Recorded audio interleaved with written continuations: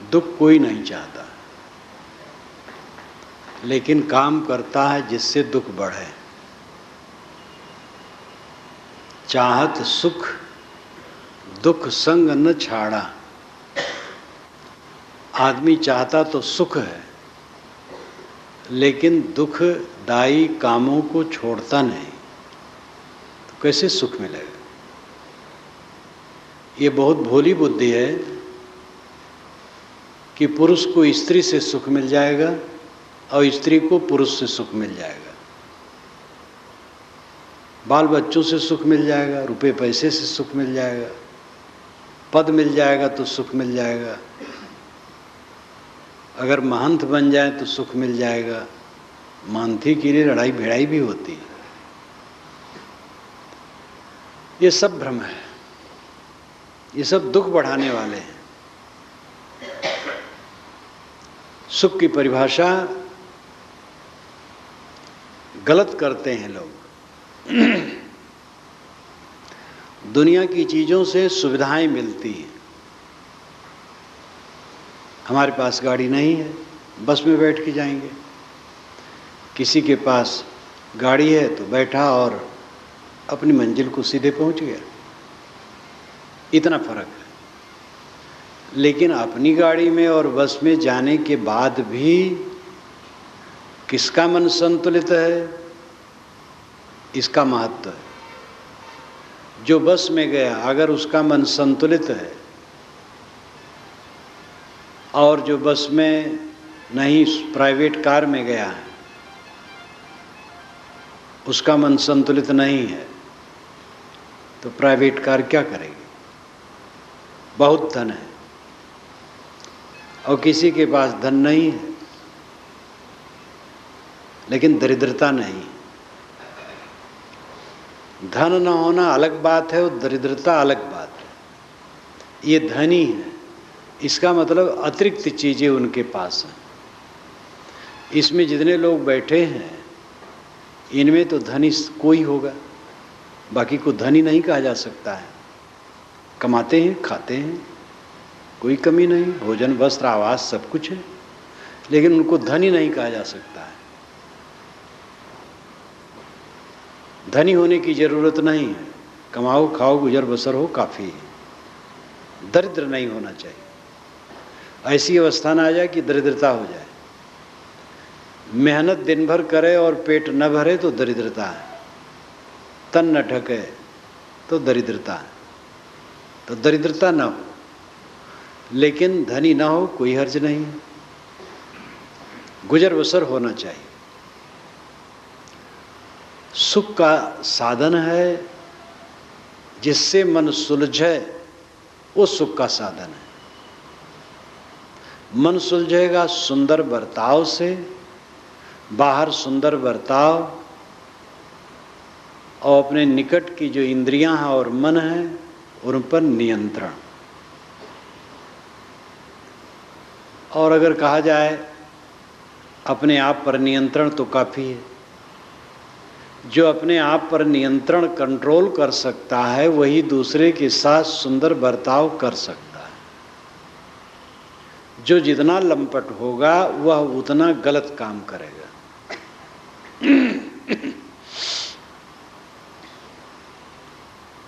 जो जितना संयत होगा वो उतना सही काम करेगा। तो आत्म विजय सबसे बड़ी बात है। अपने मन इंद्रियों पर संयम, कंट्रोल। उसके बाद दूसरे के साथ शील का बर्ताव स्वाभाविक है। जिन मनुष्यों के बीच में हम रहते हैं उनमें तनाव न हो, प्रेम का व्यवहार हो। तनाव नरक है और तनाव के मूल में अपनी बेवकूफ़ी के अलावा और कुछ नहीं। पत्नी पति, पिता पुत्र, भाई भाई, भतीजे, पड़ोसी, जिनका निकट का संबंध है उन्हीं में तनाव होता है। और तनाव के मूल में अहंकार और कामना है। हमारा अहंकार है, अहंकार के वशीभूत होकर के तनाव में हम पड़ जाते हैं। कामनाएं बहुत रखते हैं, जो जितनी कामना वाला होगा उतना जलेगा, क्योंकि दुनिया की कामनाएं पूरी होने वाली नहीं, थोड़ी मोड़ी कहीं पूरी होती हैं, बाकी सब अधूरी रह जाती हैं। हजारों ख्वाहिशें इसी की, हर ख्वाहिश पे दम निकले, बहुत निकले मेरे अरमान, लेकिन फिर भी कम निकले। हजारों ऐसी ख्वाहिशें हैं जो दम दे करके पूरी करने लायक हैं, लेकिन पूरी कहाँ होती। आदमी के बाल मानो पकते हैं चिंता में, इच्छा की अपूर्णता की चिंता में मानो बाल पकते हैं। बाल तो प्राकृतिक पकते हैं, जो निश्चिंत है उसके बाल भी पकते हैं, नियम है प्रकृति का, बाल पकते हैं। इसलिए बाल पकना कोई चिंतक लक्षण नहीं। लेकिन जिस ढंग से लोग अपने को जलाते रहते हैं, मानो उनका पूरा जीवन ही उसी में पकता है। ये जीवन निश्चिंत निर्भय सुखी रहने के लिए है, और इसके लिए समझ चाहिए और प्रयोग चाहिए। ये पैसे से नहीं होगा। निश्चिंतता किसी को पैसे से नहीं मिलती है, न विद्या से मिलती है, न पद से मिलती है। ये बोध और अभ्यास से मिलती है। सही बोध हो, सही अभ्यास हो, फिर सही बर्ताव, तो उसका व्यवहार है।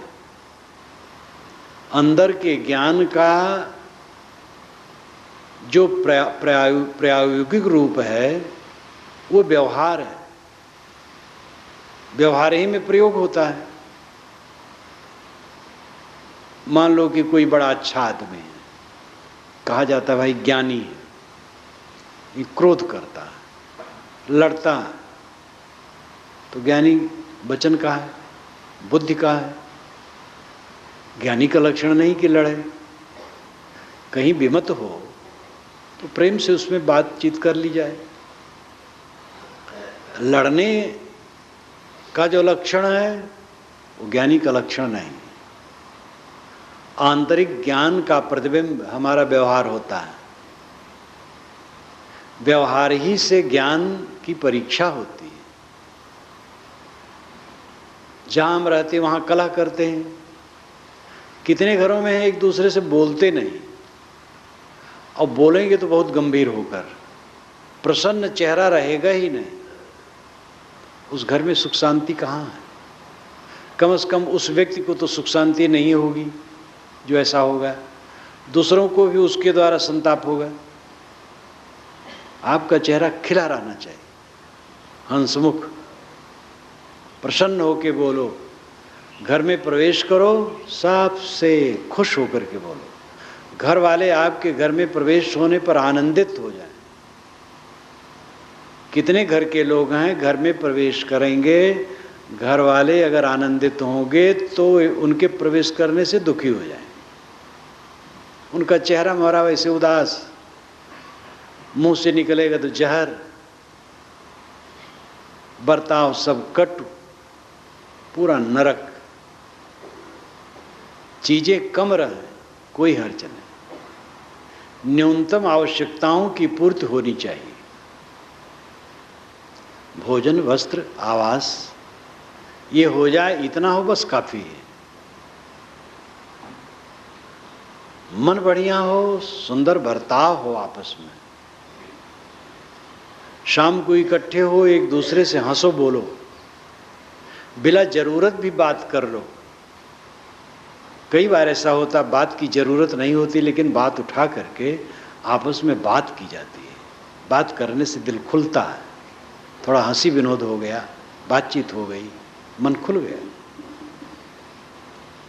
जिनके घर में हंसी हो ही नहीं सकती, हंसेंगे कैसे? दिल में ताला लगा हुआ है, बातें नहीं कर सकते हैं। भाई के प्रति वैर है, पुत्र के लिए गलत धारणा है, पिता के लिए, पत्नी के लिए, पति पत्नी जिसको अर्धांग अर्धांगिनी कहते हैं। हमारे नीतिकारों ने बड़ा अच्छा शब्द लिया, अर्धांग अर्धांगिनी दोनों को मिला करके दंपति जोड़ने के लिए बड़े बड़े अच्छे अच्छे शब्द दिए, लेकिन शब्द दे करके क्या करेंगे?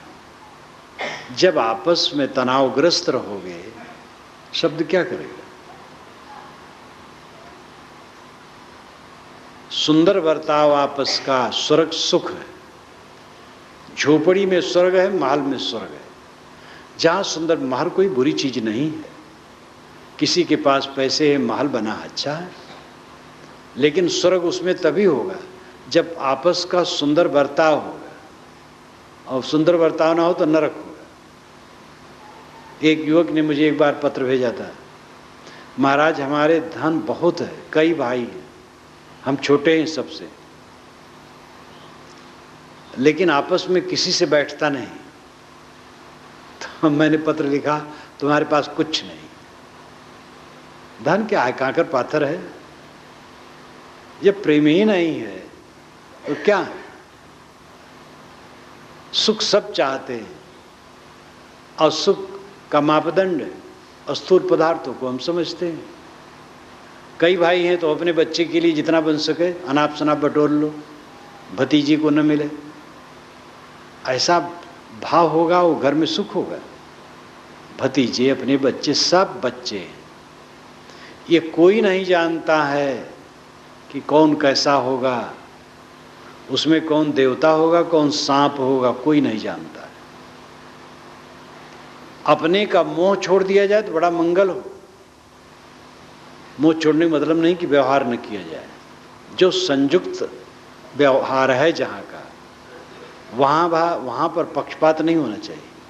अपना लड़का है, भतीजा है,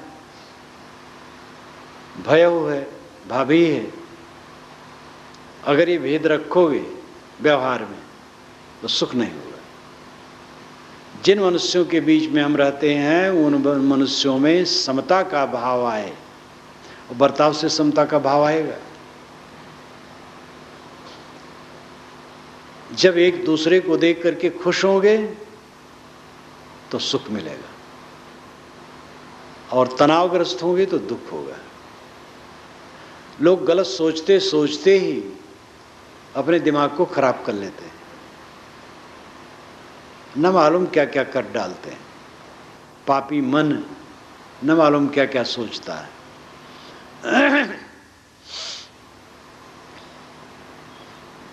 व्यवहार में प्रेम का बर्ताव, अहंकार, कामना, ये जितने कम होंगे प्रेम का व्यवहार उतना ज्यादा होगा। प्रत्यक्ष उदाहरण है राम और भरत, दोनों में प्रेम इसलिए रहा, दोनों को लोभ नहीं था। राज्य का लोभ न श्री राम को था न भरत को था, इसलिए दोनों में प्रेम निपटा। कौरव पांडव में दोनों को लोभ था, इसलिए 18 दिन में कट के संभर गए। दो महाकाव्य हैं, एक भ्रातृत्व का है, एक भ्रातघाती युद्ध का है। रामायण भ्रातृत्व का यानी भाईचारे का काव्य है, और महाभारत भ्रातघाती युद्ध का काव्य है। लेकिन ये न समझना कि महाभारत बेकार है।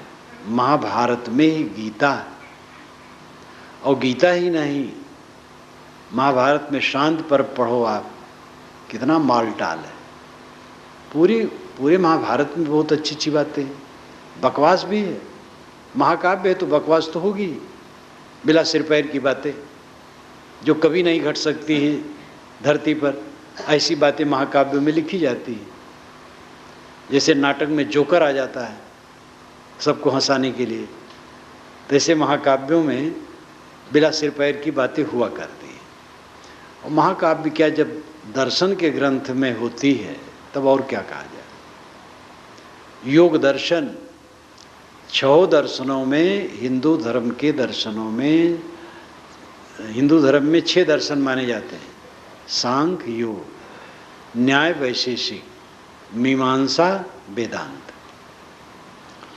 उनमें योग दर्शन सबसे साधना का दर्शन है, इसलिए मैंने उस पर भाष्य भी किया और विद्वानों ने, सामान्य जनता ने, साधकों ने काफ़ी उसको ग्रहण किया।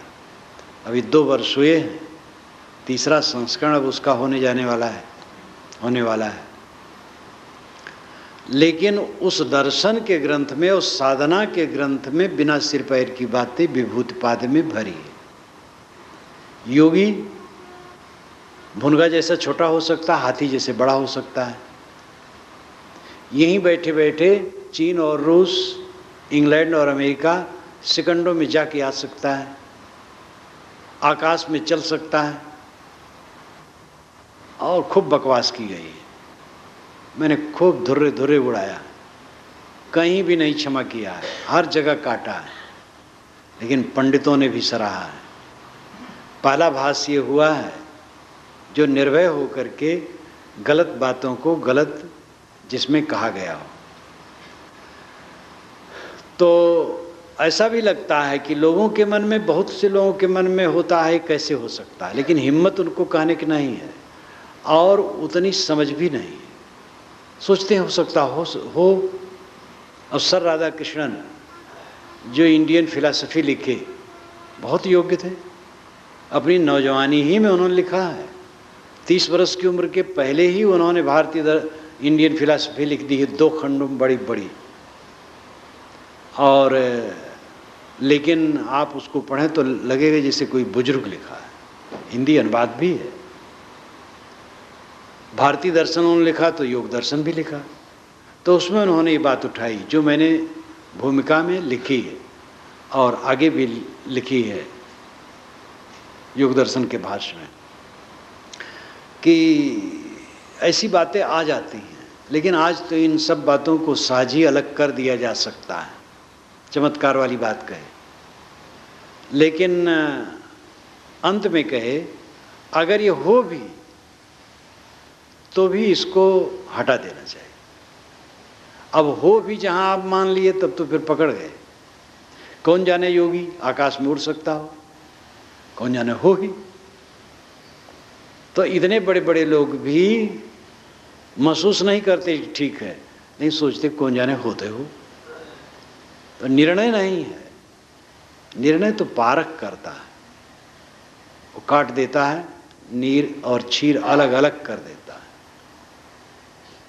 तो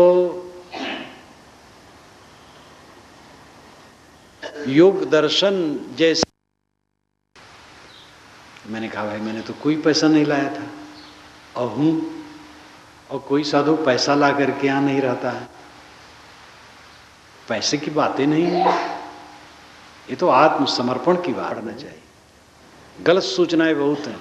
राम कथा के विषय में तो रामायण रहस्य काफी, आप रामायण रहस्य ठीक से पढ़ लें, सब कच्चा चिट्ठा पता लग जाएगा कि वाल्मीकि ने क्या कहा है, अध्यात्म ने क्या कहा, और गोस्वामी जी ने क्या कहा है, अन्य रामायणों में भी कई बातें क्या हैं और तथ्य क्या है, सब जगह समीक्षा की गई है।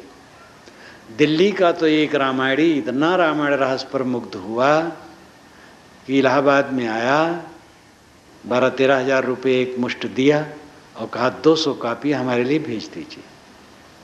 तो हमारे साधुओं ने 200 कापियाँ पेटियों में भर भर कर ट्रेन से भेजा। इतना खुश हुआ, अपने मित्रों में बांटेगा, ये आशा तो ही है, क्योंकि 200 कापी कोई बुक सेलर नहीं खरीद सकता है। बुक सेलर 2-4 कापी, 10-5 कापी खरीदता है, बिक जाता तो फिर खरीदता है। क्योंकि जो कुछ मैंने लिखा आदर से लिखा। वेद ही जो आपके सामने आने वाला है, इस समय वहाँ छप रहा होगा, आदर से लिखा। लेकिन जो उपयुक्त समीक्षाएं हैं वो मैंने की।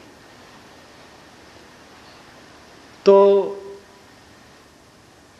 स्वार्थ, अहंकार, कामना ये विषाक्त वातावरण पैदा करते हैं और जीवन नरक हो जाता है। स्वार्थ जीतो, कामना जीतो, अहंकार जीतो, मीठा व्यवहार करो, जीवन में आनंद है। अपने पर संयमी बनो, हर बात में संयमी बनो। विरक्त है गृहस्थ भी नीति देखा जाए तो केवल संतान के लिए सांसारिक संजोग है। वेदों में जहाँ कहीं बात आई है तो संतान के लिए कहा गया। नर नारी का संबंध संतान के लिए, विलास के लिए कहीं नहीं कहा गया। और वेद शास्त्र हटा दो, आपका जीवन ही शास्त्र है।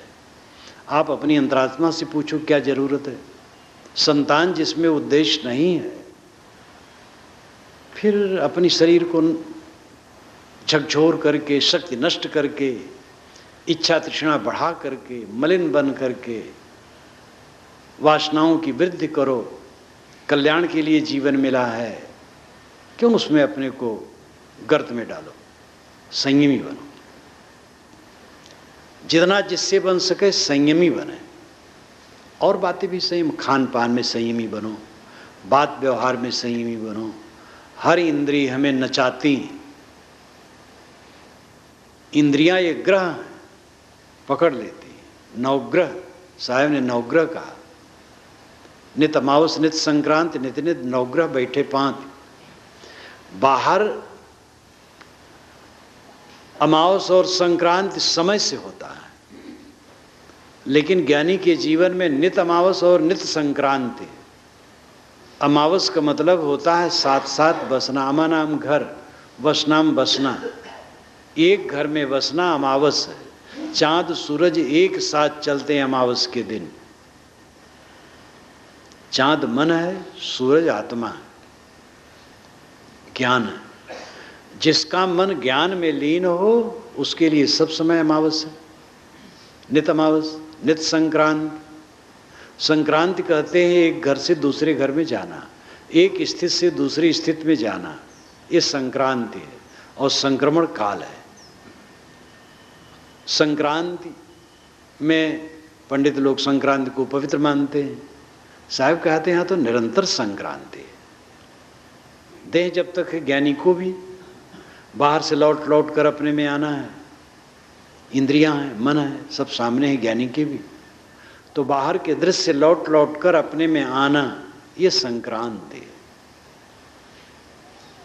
और नित नित नवग्रह बैठे पांत। आकाश के नवग्रह एक पंक्ति में नहीं बैठ सकते हैं। एक बार अष्टाग्रही लगा था, बहुत दिन हो गए, याद नहीं है, 30 वर्ष से तो और पुराना है।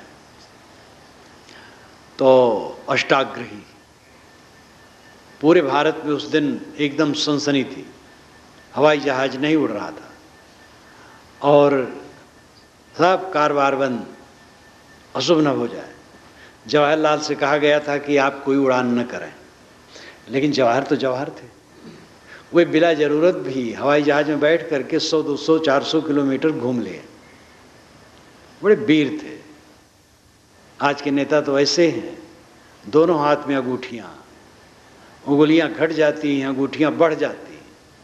इनको लज्जा लगती नहीं तो पैर में भी अंगूठियां पहनते। इतने कमजोर नेता होते, हद महाकमजोर। जो कोई बता दे दुआ भभूत झाड़ फूक तंत्र मंत्र। हर नेता करीब करीब कोई तांत्रिक को पकड़े रहता। प्रसिद्ध नेता जवाहर गांधी पटेल, जवाहर तो मैंने दूसरे ढंग के थे, गांधी तो आध्यात्मिक थे, लेकिन तंत्र मंत्र के चक्कर में नहीं थे। महात्मा के दर्शन कर लेना अलग बात है, लेकिन महात्मा को इसलिए नहीं मनाते थे कि हमें आशीर्वाद दे दें। आज के नेताओं की दशा, सब नेता तो नहीं, आज भी सूरवीर कुछ हैं। तो ये मानसिक दुर्बलता है। आत्मसंयमी बनो। आत्मसंयम ही आपको सुख देगा। आसपास के लोग आपको क्या सुख देंगे? थोड़ी सुविधा दे सकते हैं। अंदर में जिसका मन जलता है, दूसरा कोई क्या करेगा? कोई स्वामी है, बड़ा पूज्य है, लेकिन उसका मन जल रहा है, तो साथी लोग सेवा कर सकते, प्रार्थना कर सकते, आरती उतार सकते हैं, और क्या करेंगे? और ये सबसे और रोग बढ़ सकता, और कुछ फायदा नहीं। आरती करने वाले तो मंगल है, और जिसकी आरती की जाती है अगर वो सावधान नहीं तो उसका अमंगल है। अगर आरती करवाने की इच्छा है तो उसका अमंगल है। तो स्वामी बनने से भी काम नहीं बने, गुरु बनने से भी काम नहीं बनेगा। जो आत्मविजयी है वही सुखी है। अब आप जितने अंश में आत्मविजयी हैं, आप स्वयं सोचे। गांजा आप नहीं पीते, गांजे के लिए सुखी है। शराब नहीं पीते, शराब के लिए सुखी है। जो गलत आचरण नहीं करते हैं उसके लिए सुखी है। और जो करते हैं उसमें बधे। आत्म विजयी बनो। श्रेणी के अनुसार जो ब्रह्मचर्य जीवन जो लिखा गया, मैंने ब्रह्मचर्य जीवन यही शुरू किया था हसदा से। शायद है ये 70 का समय होगा, 69 है शायद। गुरुजी आ गए थे समाज सहित। मैंने गुरुजी से कहा था साहब मैं थोड़ा उधर से आता हूँ, मुरैना की तरफ से। कुछ लोगों को लेकर मैं मुरैना गया, फिर आया नागपुर होते हुए हसदा में गुरुजी को मिला और यहीं से ब्रह्मचर्य जीवन शुरू किया था। फिर लिखा छत्तीसगढ़ में और यहीं से लौट करके गया सीधे काशी और छपाया। ब्रह्मचर्य जीवन मैंने जो लिखा है वो सभी पर दृष्टि रख करके, गारहस्थ ब्रह्मचर्य एक अध्याय है, युवकों के लिए है, लड़कियों के लिए, सबके लिए, अपनी अपनी श्रेणी के अनुसार जो जहाँ हैं उसके मनन से सबका लाभ है। एक मार्क्सवादी बहुत बड़े पंडित थे मार्क्सवाद के, बड़ी खोपड़ी, बस्ती जिले के थे। पहली बार जब मुझे मिले, मेरे पास आए, पता पाए, पहले तो पुस्तकें पढ़ते थे, मेरे पास आए तो मैंने परिचय पूछा तो नाम बताया और कहे मैं मार्क्सवाद के भौतिक द्वंद्ववाद का महान पक्षधर हूँ। अध्यापक भी थे, पंडित आदमी थे, लेकिन इतने खुश थे कि महाराज आपकी पुस्तकें पढ़ता हूँ तो आप उसमें गोस्वामी जी लिखते हैं, तुलसीदास नहीं लिखते। कहीं होगा भले गोस्वामी जी, आपकी वाणी से मैं बहुत खुश हूँ। मार्क्सवादी थे लेकिन आध्यात्मिक भी थे। एक बार वो बताए, कई बार फिर मिलने लगे कि महाराज अभी मैं गुरु नहीं किया हूँ लेकिन आपको गुरु मान लिया हूँ। हम कहे आपका विषय। तो कहे कि 2 मार्क्सवादी आए थे मेरे यहाँ, तो मेरी मेज पर पुस्तकें थी, मार्क्स की पुस्तकें, एंगल्स की, लेनिन की, और उस पर ब्रह्मचर्य जीवन आपका रखा था। तो उन्होंने कहा कि ये कौन पुस्तक रखे हो यहाँ, हटाओ इसको ब्रह्मचर्य जीवन के लिए। तो उन्होंने कहा कि मैंने उनसे कहा मेरा बस चलता तो भारत के समस्त विद्यालयों में मैं इसको पढ़ने के लिए अनिवार्य कर देता। ये सब के लायक है, लड़कियों के लायक, लड़कों के लायक, गृहस्थों के लायक, विरक्तों के लायक, सब के लायक है। तो संयम और ब्रह्मचर्य और त्याग और वैराग कोई साधु के हिस्से में है और सबके हिस्से में नहीं है, ऐसी बात नहीं है। सुख का रास्ता ही है त्याग, संयम, ब्रह्मचर्य, वैराग्य, यही सुख का रास्ता है। वैराग कोई कपड़े की चीज नहीं है, अनासक्त की अवस्था है। घर में रहो, मन में वैराग्य रखो, संसार की नश्वरता को देखो, अनुकूलता की याद न किया करो, विवाह की याद। आजकल तो बड़ा व्यामोह है धनिकों में, विवाह वर्षगांठ भी मनाने लगे हैं। विवाह की जिस दिन विवाह हुआ था उसी तारीख को उत्सव मनाते हैं। एक 85 वर्ष का बूढ़ा विवाह वर्षगांठ मना रहा था तो लोगों ने कहे मूर्खता दिवस मना रहा है। जिसको बोलना चाहिए उसको याद करता है मूर्ख। अरे अब याद करना चाहिए मौत के दिन की, जुलूस निकलना है लाश की, उसकी याद करना चाहिए, शांति मिलेगी। तो दुनिया की चाकचिक की याद न करो, इसको हटा करके ज्ञान, विवेक, विचार की और परिवर्तनशीलता की याद करो। तो ज्ञान, वैराग, ब्रह्मचर्य, संयम ये केवल साधु के लिए नहीं, मानव मात्र के लिए, स्त्री पुरुष के लिए। एकदम नव दंपति विवाह हुआ है, दूल्हा दुल्हन है, उनके लिए भी। वे संयम से नहीं रहेंगे तो थोड़े दिन में मिट जाएंगे, स्वास्थ्य उनका नष्ट हो जाएगा, काम धंधा नष्ट हो जाएगा और जीवन का सुख लुट जाएगा। उनको भी ब्रह्मचर्य की जरूरत है। संयमित रहें, संतुलित रहें, उनका ये बहुत बड़ा ब्रह्मचर्य है। असंतुलित हो जाएंगे, खराब हो जाएगा। कोई भोजन ज़्यादा खाएगा तो पेट खराब होकर के और क्या होगा, संतुलित खाएगा सुख से रहेगा। इसलिए दर्जे दर्जे सब जगह ब्रह्मचर्य, संयम, ज्ञान, वैराग, भक्ति सब कुछ जरूरी है। तो आत्म संयम और दूसरे के साथ सुंदर बर्ताव, या कहें स्वयं पर संयम, दूसरे के साथ शील, बस यही धर्म है। अपने पर नियंत्रण रखो और दूसरे के साथ शील का बर्ताव करो, सुख इसी में निकलेगा। बाहर की चीज़ें सबको समान नहीं होती, कम ज़्यादा होती। मकान न समान होगा, शरीर ही समान नहीं, बुद्धि समान नहीं है, पैसा रुपया समान नहीं रहे, खेतबाड़ी समान नहीं रहेंगी। दुनिया की वस्तुएं सबकी समान हो ही नहीं सकती, अंतर रहेगा ही। लेकिन जो आंतरिक चीज है उस तक जो पहुंच जाएगा सबका समान हो जाएगा। जितना मोह कटेगा, जितनी आसक्ति कटेगी, जितना मनोविकार धुलेगा, चित्तमल दूर होगा, उतनी शांति मिलेगी। 10 व्यक्ति हैं, 10 में पढ़े अपढ़, धनी निर्धन, अनेक प्रकार के हैं, लेकिन 10 का चित्तमल अगर धुल गया है तो 10 समान सुखी होंगे। चीजें समान नहीं होंगी। चित्तमल, जैसे कि पानी निकलता है स्रोत से, वैसे सबके चित्त से मल निकलता है। राग, द्वेष, ईर्ष्या, क्रोध, काम, मद, मत्सर, चिंता, उद्वेग, विकलता, अशांति, भय, ये चित्त मल है। स्वाध्याय, साधना, चिंतन, मनन, भक्ति के पथ में लगे रहोगे जब, तो ये चित्तमल घटेंगे और घटते घटते ऐसी अवस्था में भी पहुंच सकते हैं आप जहां चित्तमल एकदम बिल्कुल शून्य हो गया, निर्मल मन। और ऐसी अवस्था ही को जीवन मुक्ति कहते हैं। ये काल्पनिक आदर्श नहीं है, ये अनुभविक स्थिति है। कोई भी करके देख सकता है, इस मंजिल पर पहुंच सकता है। तो मैंने आपसे कहा था, सब जीव सुख से जीना चाहते हैं और सुख का मापदंड भौतिक रखते हैं, यही भूल है। भौतिक वस्तुओं की उपयोगिता है, मेहनत करो, प्राप्त करो, उपयोग करो, खाओ खिलाओ, लेकिन सुख मिलेगा अपने पर संयम रखने से और दूसरे के साथ शील का बर्ताव करने से। बस आज मुझे जाने की बात है रायपुर, अभी गाड़ी तो नहीं आई है, गाड़ी आने की बात है। वहाँ आया जिस दिन, तो यहाँ के विधानसभा अध्यक्ष राजेंद्र प्रसाद शुक्ल ने याद की, फोन किया तो रायपुर में था, गया, मिले जुले, अस्वस्थ चलते हैं, नहीं तो यहाँ पहुँच जाते, तो जहाँ मैं रहूँ पहुँचते रहते रहे।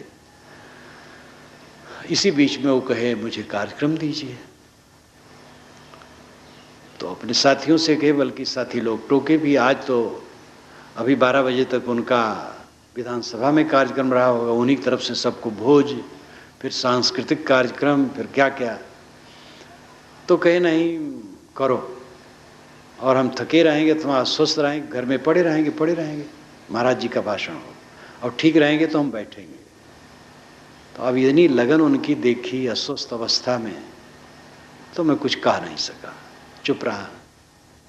तो वो भेजेंगे तो जाएंगे, नहीं भेजेंगे तो छुट्टी। हटाओ इसको।